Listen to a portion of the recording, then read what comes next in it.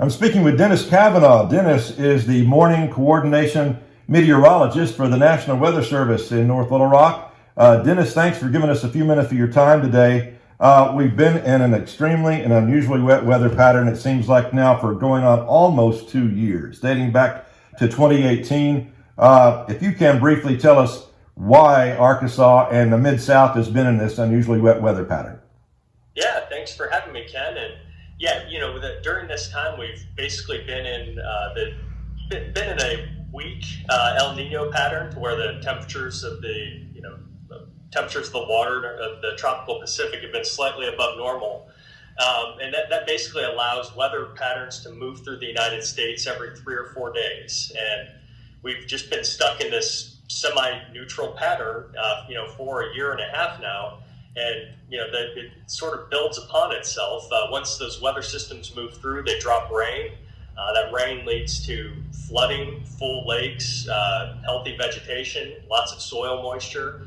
And then that allows for better low-level moisture, so that every time a weather system moves through, there's available moisture to cause more thunderstorms. And, unless something moves in to shut that off, it basically just keeps feeding on itself.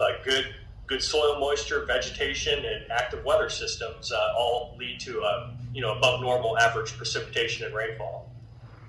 It's been wet all year long. We've been above normal in rainfall every month so far through the first 5 months. This month of May may go down as being the wettest month yet this year. I know in West Arkansas, a few isolated spots right on the Oklahoma border have had more than 10 inches of rain. Talk about why it's been so wet over there.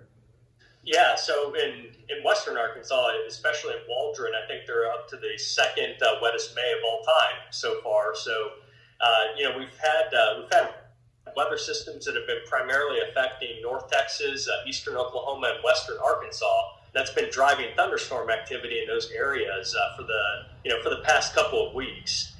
Eastern Arkansas hasn't seen as much. Basically, what happens is those thunderstorms they develop in Eastern Oklahoma, North Texas, Western Arkansas. By the time they move east, they run out of steam. So then they haven't been producing as much rain. That's pretty much where they dissipate. In Western Arkansas, it's almost a record wet May of 2020. Eastern Arkansas is about average, so it's weird how these things can play out sometimes. But there's been some serious flash flooding in some areas as well. I know one of our cattle and poultry farmers over there in Scott County was telling us last week one storm dumped about 6 to 7 inches on his farm, flattened all of his hay pretty much, and that's, for our farmers and ranchers, this is getting to be a pretty serious situation. Yeah, that was, I was working that night. That was a bad deal. From Boonville all the way down to Waldron, they got just stationary storms that dumped 6 to 7 inches of rain. And we issued a flash flood warning that had some of the stronger wording we ever put in a flash flood warning, because it was at night. We were afraid folks were going to get hurt. Water was going to get up into people's homes and hurt folks. And of course, it has, as you mentioned, rancher and significant impacts to ranches and farmland as well. No question. And it's slowing the planting progress for our growers in the east, still trying to get crops in the ground. So what's the outlook? I think as we approach the 1st of June, the trend is going to be to, thank goodness, a little drier weather pattern. Talk about that. Yeah, so we do have this pesky upper low. It's going to move to the east, and it's actually going to allow some dry air to move into Arkansas, which is really rare in late May. But that dry air is going to allow us to heat up, and once you get heat and dry air at the same place, they build on one another. So that typically allows the temperatures to keep getting higher, which causes the air to sink in general over the central United States. That will help keep us dry probably for 7 to 10 days to start out June. But the 1 month and even the summer outlook says that pattern's not going to last. It's probably going to break down, allow those weather systems to start moving through the country again about every 3 to 4 days. And since our lakes are full, the soil moisture is high, that's going to allow each one of those weather systems to bring thunderstorms across Arkansas again. So we are going to remain wet here, I think, through early summer. Do we see any relief in the river flooding? Many of our major rivers, the White, the Washita, South Arkansas, up north in northeast Arkansas, the rivers up there are all above flood stage or have been off and on. Do we see any relief there?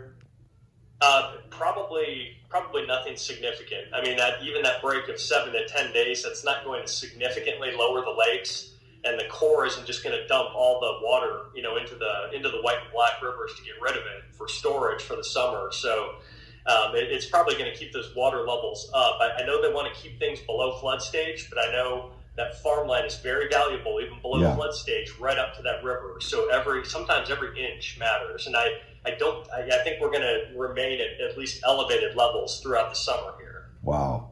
And then one final question again about the tropics. That as the tropics become active later on, I saw where we've already started having some tropical storms in the Atlantic starting to develop even right now. It's a little early for that, but if we have some Gulf storms, typically we get the remnants of those, and that could impact our rainfall and flooding even later in the year. Oh gosh, yes, yeah. I mean that any of those outlooks, they don't account for tropical systems really. I mean, if we get a stalled out tropical system, that could greatly impact things. We just have to hope that doesn't happen. Luckily, a lot of those tend to sort of recurve and hit the Gulf Coast states, but then move east and mainly stay southeast of Arkansas. But yeah, any one of those things could really put us in a bind if it gets on top of us. Well, Dennis, again, for the benefit of our farmers and ranchers, just if you could just summarize your comments in 30 seconds, what can they look forward to as they consider, the growing season and hay growing season, not just row crop, but growing hay, trying to get a good cutting of hay for the fall? What can they look forward to? But I do think as we get into late August and into September, basically we're trending a little bit towards cooler temperatures in the equatorial Pacific. So that would favor a drier weather pattern for Arkansas and the Mid-South in general. And so I do think late August into early September is going to be a drier than normal period for us. And so that's, at least for harvesting, especially for hay, that at least gives you some hope that there'll be some drier periods there that you can work with. So looks like it's going to pan out, and I certainly do hope for ideal conditions for our ranchers and farmers across the state.